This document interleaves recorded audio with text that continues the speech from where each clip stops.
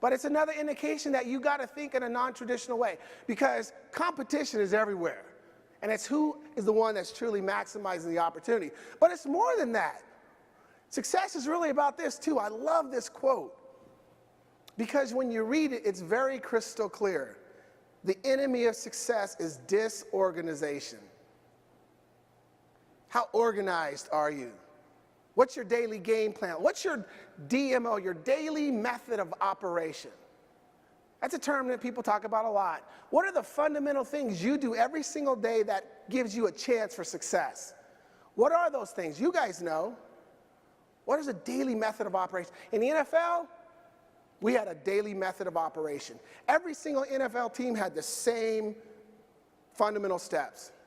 Go in the office, weights, special teams meeting, team meeting, position meeting, pre-practice film session, practice, post-practice film session. Go home, study your plays, study the opponent that's covering you. That's what we all did. I was on 4 NFL teams. Everybody had the same daily method of operation. When I retired in 1997, after my last ACL surgery, the doctor said, don't stop working out. Watch your nutrition, take care of yourself, or you're going to be like a lot of other ex-NFL players. He said, you want to delay some of the surgeries? Take care of your body. So I have my DMO, my daily method of operation to live the healthy lifestyle. I call it WISS, WWESS. I try to work out every day or as much as I can. I try to drink 88 ounces of water. Studies say you drink half your body weight, 88 ounces. I try to eat healthy. I'm not obsessed with it, but I do try to eat healthy. S, I try to supplement, because I can't eat 5 healthy meals every single day. So I love shakes and bars and all that other stuff. I supplement. And the last is I try to get 7 to 8 hours of sleep a day. Those are the daily method of operation I do to live a healthy lifestyle. So what is it for you? What are the things you need to do? You need to know what those are, and you need to do them. And then you kind of plan, do, and review. You review it and see if you're getting the results that you want. I mean, I'm obsessed with organization, because I know that it's about planning for success. What's your weekly schedule like? What's your daily schedule like?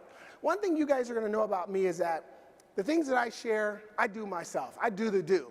I'm about leading from the front. I have a weekly schedule.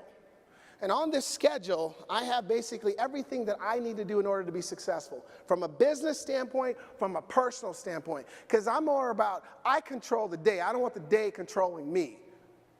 I even have family time. I even have times I'm not available. RPAs, revenue producing activities, the activities that's going to help my business grow. What about your game plan? What's your plan? No matter how big the goal is, no matter how small the goal is, there should always be a plan in place, a strategy you can trust. I'm baffled sometimes when I meet different individuals and they got these goals, they got these dreams, and I'm like, where is it? It's not written down anywhere. There's no structure, there's no business strategy, nothing to take you from point A to point B. Because when there's a true commitment to a goal, there's a plan written down somewhere.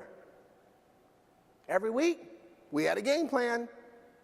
We had our playbook, but we had a game plan. Here's the Raiders game plan. Here's the Chargers game plan. Here's the Patriots. Every game plan was different. Every game plan was designed to accomplish the goal, defeat our opponents. So you should always have some kind of plan. Don't overestimate the simplicity of this. Let me just share something that I've done my whole life. And one thing you guys are probably noticing, that the things I'm sharing is not rocket science. It's not like it's new stuff.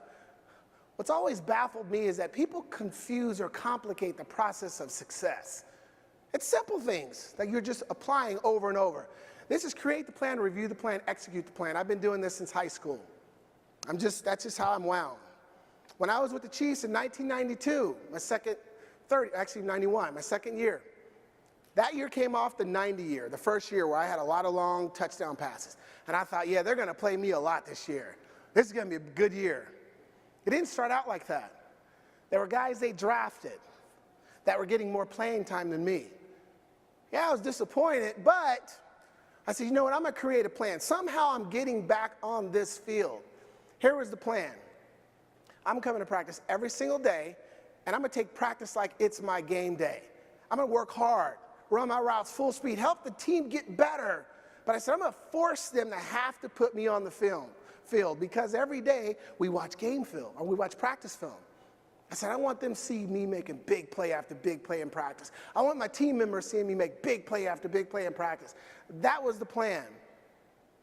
Now, I needed a mentor, and I believe that you always should have a mentor. Someone who's already walked the road you're traveling. Someone who's reached the level you're trying to get to. I sought out Tony Dungy. Remember when Tony Dungy was on the staff here? I said, Tony, here's my plan. I'm going to play more. Here's the plan. What do you think? Tony said, you know, JJ, that's a great plan. But remember, the best ability a player can have is availability. He said, take care of your body. You see guys getting hurt all the time. Nutrition, sleep, get your treatment. And then it was time to execute the plan. And this is really the difference maker between those who are average and those who are pros. The amateurs and the professionals. The ones that can put the plan together and execute the plan. Because again, there's going to be challenges along the way. So I executed the plan. Week 4, come to practice, working hard, full speed, making catches. Week 5, week 6, week 7, week 8, week 9. Nobody said anything. Nobody's noticing. Success is an endurance race, right? Don't happen overnight.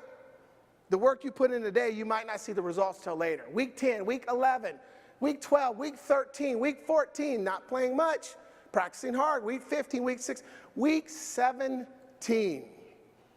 Al Saunders comes up to me and says, man, you've had a great year of practice. We got the Raiders this weekend. I think we're going to play you a lot this weekend. Take advantage of it. We play the Raiders. They hold true. I have 8 catches, 188 yards, 2 touchdowns of 52 yards and 57 yards. If you don't know NFL stats, that's a good day at the office. But that plan I executed all of a sudden changed them from viewing me as a backup to a starter. And they started talking to me about being a starter, and I was like, what? But it was because of the plan that I put into place and that I stuck with.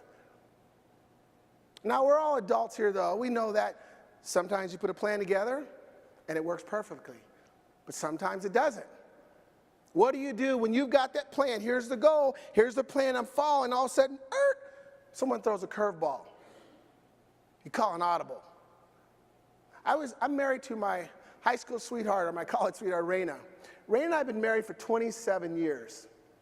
And when we got married, we had a simple plan. Let's have 3 children. Less than that, not enough. More than that, too many. So Dante, Camille, and LaJordan. And by the way, remember when I was talking about your why? You got to reevaluate it from time to time because it'll change. All 3 of my children got married last year at different points during the year. February and 2 in May. So you know what my why was last year. You know what was driving me last year. So 10 years ago, I get a call from my nephew, Justin, in Tulsa, Oklahoma. Justin says, Uncle, there's craziness happening out here. You need to come check on us. So 24 hours later, I fly out to Tulsa. 24 hours later after that, I'm standing in a courthouse before a judge. And the judge says, Mr. Birden, we're going to take your 5 nieces and nephews, and we're going to put them in 5 separate foster homes. You're the next of kin, so what would you like to do? Whoa. I just came to check on the kids. This wasn't part of the plan. But I did first what any smart husband would do. I said, Judge, let me call my wife first. I called my wife, 5-minute conversation. We took all 5 of those children, and we merged them into our family. And when we did it, many people were questioning us. Why are you doing that? Why would you add 5 more mouths to feed? Rain and I saw it as an opportunity to impact 5 more lives. And I believe we've done that, and they've impacted ours too. But when I was working on this presentation, I thought about you. How many lives are you guys impacting? Think about it. I saw a stat the other day that said that 76% of North America stress every day over money and work. So maybe you guys can't affect work, but can you affect money? People are concerned with their security, financial security. Are they going to have enough to retire, to send their kids to college? You guys impact that. Do you recognize the lives that you're changing every single day, and are you putting forth the effort to continue to do that? And it took a lot of hard work. And think about that. Success, achievement, goals, whatever it is that you guys are aspiring to do to improve from last year, last quarter, yesterday, it takes hard work. Nobody's going to give it to you. They don't care what you did in the past. They didn't care that I was an Olympic long jump qualifier. They didn't care when I got to the NFL. It's like, you better prove you deserve to be here. And sometimes in the world, there's this entitlement syndrome. People think they're entitled to this. They're entitled to that. They should get the client. They should get the job. They should get whatever it is. They're entitled. No, the reality is we got to do the work. But we got to do smart work. I used to spend hours and hours and hours catching a little leather ball on my own. I'd sit in bed at night, every night, 100 times, catching a ball. Why? Because there's 4 ways to catch a ball. Hands in front like this, with your body, one hand, or like this. Here's the best way, because you can see the ball, and you can bring it in. If you get hit, you can still bring it in. You catch it with your chest, you get hit, it bounces off your chest. So I spent hours after hours catching a ball over and over, even when I was in the NFL, because I wanted to master the skill that would allow me to be successful, so that when I was at the office, I didn't have to focus on catching the ball. It was automatic. It was an automatic skill set. Think about the skills that you need to master, to be efficient at what you do. Let's take the simple art of communication. How much time do you spend really mastering the ability to communicate with people? That's something people take for granted. A lot of people aren't great communicators. Sometimes when they're talking to someone, they're busy focusing on what are they going to say next. That's an art form. How good are you at asking questions to your clients to find out what is their need, what is their want, what are they looking for? And then maybe find out what their why is. That's an art form. How much time do you spend perfecting that skill set? And to do the things you need to do to be great at what you do, it takes a lot of that. That's one of my favorite qualities when people ask you, JJ, what's one of the qualities you need for success? And that's how I describe it. Discipline. It's the ability to do what you need to do when you need to do it while no one is watching. As a professional athlete, I didn't need someone reminding me to go study my plays, to go watch Deion Sanders' last 5 games because you're playing him and try to find a weakness. He didn't have very many. That's what you do to be the best. That's what you do to maintain your performance. I'm sure that many of you don't always have your boss over your shoulder, watching you. How do you do on your own? Do you do the things you need to do when you need to do it? Do you have to be pushed? Do you have to be prod? Or it's something you have the ability to motivate yourself? That is very, very important, no matter what you're pursuing. And you got to have the ability to stay locked in and focused on the goal. One of the reasons why I love running hurdles is because when you got in the blocks, it was me against 10 barriers. And those barriers were trying to stop me from crossing that finish line. And in the race, you have the hurdles, and then you've got runners to your left and to your right. And there's a lot of noise. Guys are hitting hurdles. They're banging you. And it's the one who has the ability to focus is the one who usually wins. Early on, I wasn't really good at that. I get distracted. And I fell several times. But as I gained more experience, more confidence, I was able to take each hurdle one at a time, and I'd block everybody out. Look at his eyes. If what you're pursuing is important to you, look at the eyes. When you think about the Olympians that we just saw last week, when you think about professional athletes, how do they reach that level? Focus. And you got to protect your focus like it's $1 million suitcase. If you had $1 million in a suitcase, how would you treat that suitcase? You just kind of like, I'll sit here and go to the bathroom. No, you'd protect it. Why? Because you know the value of what's in that suitcase. Same as your focus. What's important to you? You should know the value. If you focus on what you can achieve, but it takes that because there's distractions everywhere. Life, family, friends, social media. Distractions are everywhere. Protect your focus. And I got a little better at that my senior year. I didn't want to lose a race my senior year. Check out the Jerry curl, though.